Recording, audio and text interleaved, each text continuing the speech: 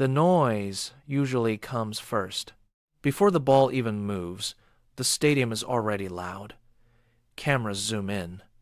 Millions of eyes lock onto one face. Some people cheer.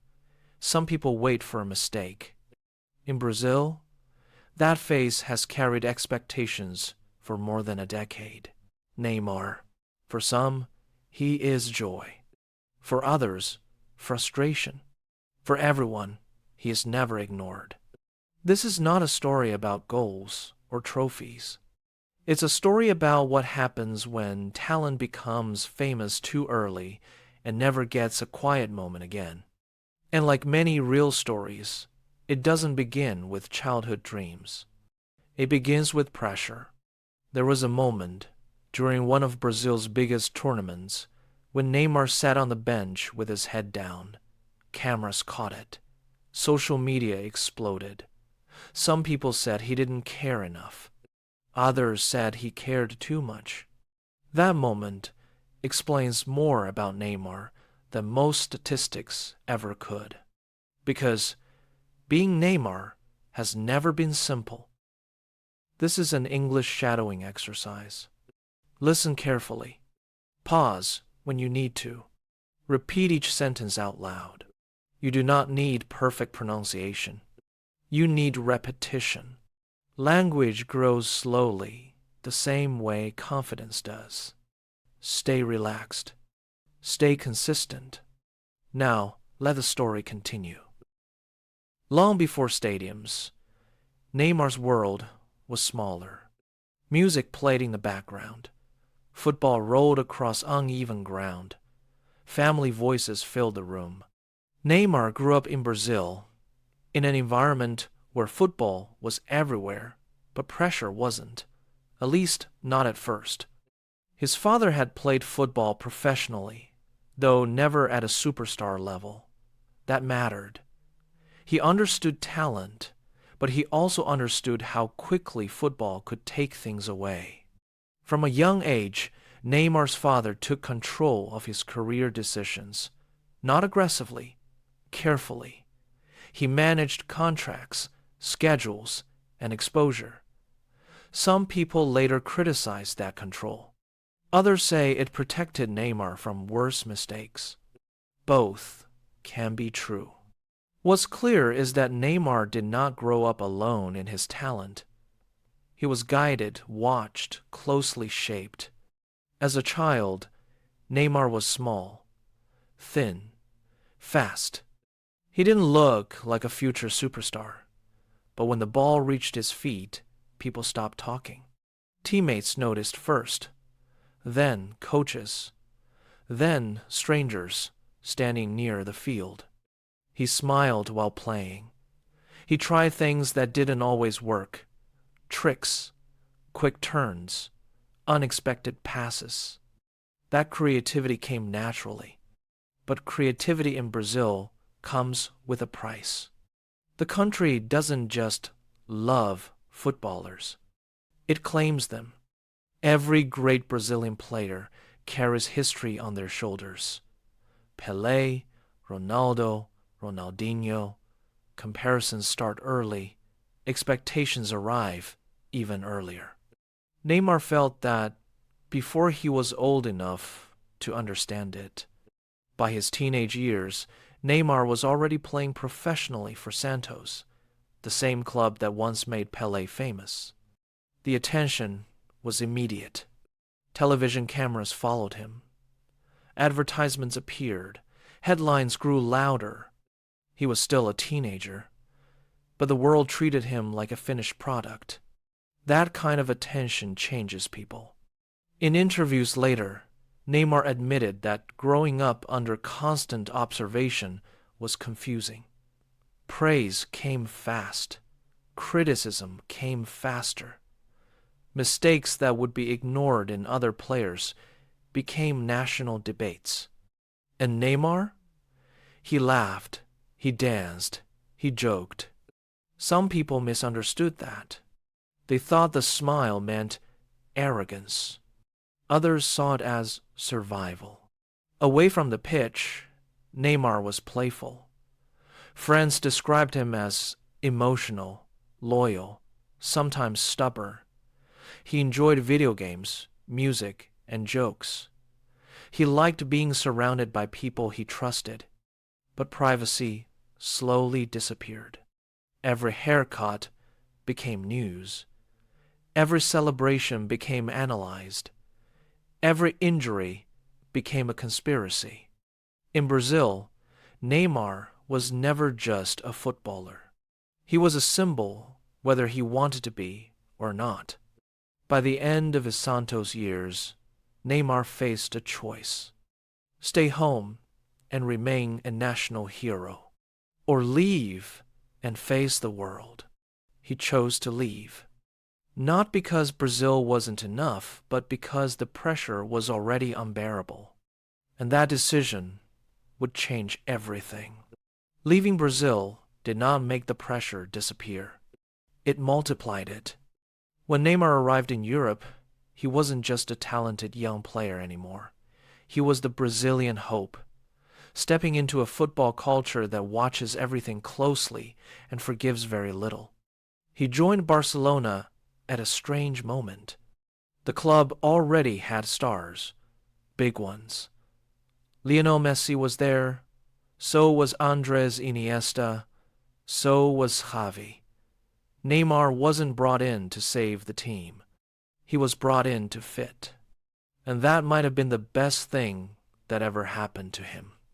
At Barcelona, Neymar didn't need to carry history on his back. He didn't need to be perfect.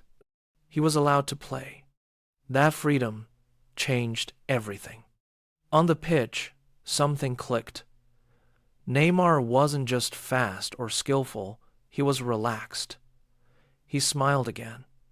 He took risks. He enjoyed football the way kids do before cameras show up.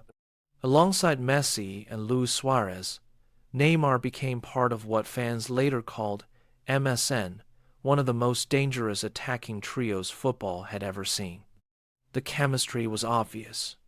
Messi trusted him. Suarez understood him. Neymar felt safe. That safety mattered more than trophies. In interviews years later, Neymar would quietly admit that those Barcelona years were the happiest period of his career. Not the richest, not the most powerful, the happiest, because he could fail without being destroyed. If Neymar missed a chance, Messi was still there. If he had a bad match, the system absorbed it. Pressure existed, but it wasn't personal. That's a rare thing for a global star. On the field, Neymar delivered. Champions League nights, big goals, big moments. Off the field, he stayed playful. He danced, he joked, he teased teammates. He wasn't trying to be serious for the cameras. Some fans loved that. Others started building a different story. They said Neymar wasn't focused enough, that he enjoyed life too much, that he wasn't professional in the traditional sense. But football history is full of players who played best when they felt free. Neymar was one of them. Then something shifted. Success brings comparison. And comparison brings ego not always from the player, but from the world around them. At Barcelona, Neymar was brilliant, but he was still second to Messi. No matter how well he played, the spotlight always leaned the same way. For a while, Neymar accepted that. Then, slowly, it started to bother him. Around that time, a different idea began to form. What if he didn't have to share the spotlight? What if he could be the star, not part of a trio, not a supporting act? Paris offered that. Paris Saint-Germain didn't just want Neymar. They wanted him as a symbol, as a statement, as proof that football power could shift. When the transfer happened, it broke records. The fee shocked the sport. The expectations exploded overnight. Suddenly, Neymar wasn't just a player again. He was a project. In Paris, the tone was different. The club revolved around him. Marketing centered on him. Matches were built around his presence. At first, it felt empowering. Finally, Neymar was free from comparison. But freedom comes with responsibility. Every loss became his fault. Every injury became suspicious. Every absence became a headline. And injuries came often. This is where the narrative around Neymar began to fracture. He missed important matches. He got hurt before major tournaments. He was criticized for his lifestyle parties, trips, celebrations. Some fans started calling him fragile. Others called him distracted. Few people stopped to ask what it feels like to live inside that level of pressure. Neymar didn't hide from criticism. In interviews, he spoke openly about pain, not just physical, but mental. He admitted to crying alone, to feeling exhausted, to feeling misunderstood. At one point, he said that football stopped being fun for him, something almost unthinkable for a player of his talent. That sentence said more than any statistic ever could. Meanwhile, Brazil watched closely. They needed him.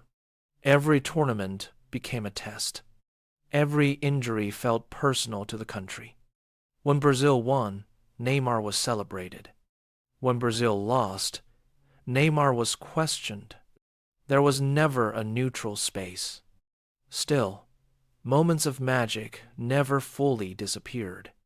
A dribble here, a pass there, a goal that reminded people why he mattered. But the joy felt heavier now, more controlled, less spontaneous. By this point, Neymar wasn't chasing greatness. He was trying to survive expectation, and that changes a person. For most footballers, the club defines their career. For Neymar, the country always did. Every time he wore Brazil's shirt, something changed in the air. The joy disappeared, the smile tightened, the expectations grew louder. Brazil does not ask its stars to try. Brazil asks them to deliver history. Neymar's relationship with the national team was complicated from the start. On the pitch, he was undeniable. Goals, assists, creativity, leadership. He became Brazil's top scorer over time, passing legends whose names felt untouchable. Off the pitch, the pressure followed him everywhere. World Cups became emotional landmines. In one tournament, he was injured early. His absence felt like a national tragedy. In another, he returned with pain still in his body, trying to play through it, absorbing fouls again and again. Opponents targeted him. Fans noticed the fouls. Fans noticed the falls. Fans noticed everything. And soon, the conversation shifted. Instead of talking about Neymar's skill, people talked about how often he went down. Memes spread faster than highlights. Slow-motion clips replayed endlessly. Was he exaggerating? Was he protecting himself? Was he frustrated? Different people gave different answers. What rarely made headlines was this: Neymar was one of the most fouled players in international football. His style invited contact. His creativity invited disruption. But explanation doesn't travel as fast as jokes. Neymar felt that shift. In interviews, his tone changed over the years. Early confidence became defensiveness. Humor turned quieter. Smiles felt controlled. At one point, after a painful loss, Neymar said something simple but revealing. "I don't know if I have the strength to keep playing football." That wasn't a headline designed for drama. It sounded like exhaustion. Behind the scenes, Neymar's life stayed loud. Friends, music, gaming sessions, parties that cameras always seemed to find. Critics used those moments as proof that he didn't care enough. But people close to him described something else. They described someone who needed noise to escape his own thoughts, someone who stayed surrounded because being alone made the pressure heavier. That contrast confused the public. A smiling face doesn't always mean a calm mind. In Paris, the cycle repeated. Brilliant performances, untimely injuries, big nights missed. Every absence added fuel to the story that Neymar was unreliable. What that story ignored was how often he rushed back before fully healing, trying to meet expectations, trying not to disappoint. Pain became normal. Rest felt like guilt. There were moments when Neymar fought back. Champions League nights where he dominated matches. Games where critics went quiet for a while. But silence never lasted. Another injury. Another setback. Another wave of judgment. By now, Neymar wasn't just fighting defenders. He was fighting a narrative. One of the strangest parts of Neymar's career is how familiar he feels to people who have never met him. Fans speak about him as if they know him personally. They judge his choices. They debate his personality. They decide what he should be. That level of exposure does something to a person. Neymar once said that people think they know him, but they only know the version that appears on screens. The rest stays hidden. As years passed, a quieter Neymar emerged, less reactive, more reflective, more careful with words. He talked openly about mental health, about pressure, about learning who he was outside football. These weren't speeches. They were admissions. And still through everything, moments of joy kept appearing. A nutmeg that made a crowd laugh. A celebration shared with teammates. A smile after a goal that reminded people of the kid from Brazil. That joy never disappeared. It just became harder to reach. By this stage, Neymar's career stopped fitting simple labels. He wasn't a failure. He wasn't a perfect hero. He wasn't finished.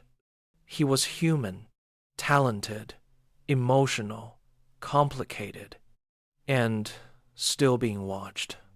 As time moved forward, something about Neymar became clearer. His story was never meant to be clean. It was never designed to fit into simple categories like legend or disappointment. It didn't move in a straight line. It zigzagged through joy, criticism, injuries, laughter, silence. That confused people. Fans like clarity. Stories like simplicity. Neymar offered neither. In his later years, Neymar became quieter in interviews. Not withdrawn, just more careful. He chose words slowly. He avoided big promises. When asked about legacy, he didn't talk about trophies. He talked about memories, about moments with teammates, about matches that felt alive, about times when football felt fun again. That answer surprised people, but it made sense. Neymar grew up in a world where football wasn't just a game. It was expectation, identity, escape, responsibility. And that weight never really left him. Even when he smiled, even when he joked, even when he danced, especially then. There were moments when the world tried to reduce Neymar to headlines. Too dramatic, too distracted, too emotional. But those labels never captured the full picture. They ignored the kid who carried his family's hopes. They ignored the teenager who became famous before adulthood. They ignored the man who played under pressure that few people ever experience. Criticism is loud. Context is quiet. What makes Neymar's story interesting isn't whether he lived up to expectations. It's the fact that expectations were never reasonable to begin with. Brazil wanted another Pelé.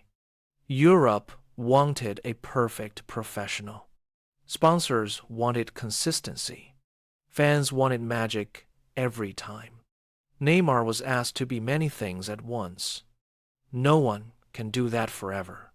And yet, despite everything, Neymar remained Neymar.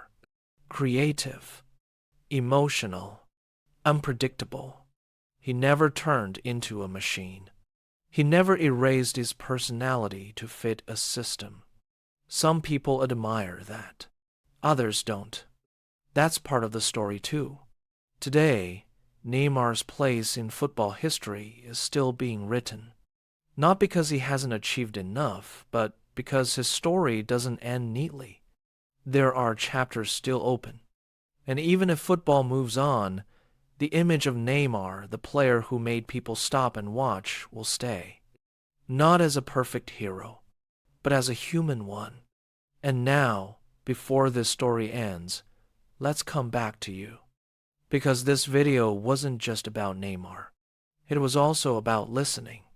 If you're practicing English right now, you might feel slow. You might feel awkward repeating sentences. You might feel like progress is invisible. That feeling is normal. Language doesn't grow loudly. It grows quietly the same way confidence does. Just like Neymar didn't become himself overnight, your English won't either.